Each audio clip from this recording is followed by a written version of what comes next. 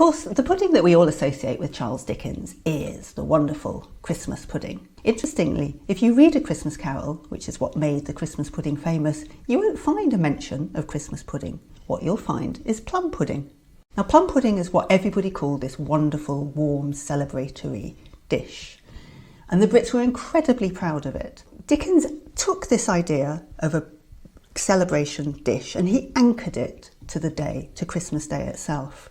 2 years after The Christmas Carol was published, in 1845, Eliza Acton, who's a wonderful recipe writer, gave the first recipe for what she called Christmas pudding. And what's really a nice little mystery is that she calls it the author's Christmas pudding. Now, does she mean herself as the author, or does she mean that it's Dickens's Christmas pudding? We'll never know, but it's a great recipe and we should make it. So let's go.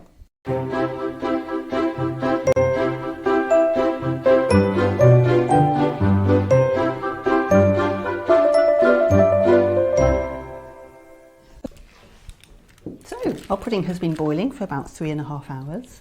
Now it's time to turn it out. And this is that lovely bit in A Christmas Carol that you'll probably know really well, where Mrs. Cratchit does one of the most wonderful things she has since her marriage, and she produces this gorgeous pudding. Now, we know she doesn't have an oven. She's too poor to have an oven because she has to send her goose to the baker's to be cooked. And she did what a lot of poor people did, and they just made do. So she boils her pudding in the washing copper. And when she unpacks it, there's that smell of wash day and pudding all in one go. And there's our lovely pudding, with, of course, a sprig of holly on top.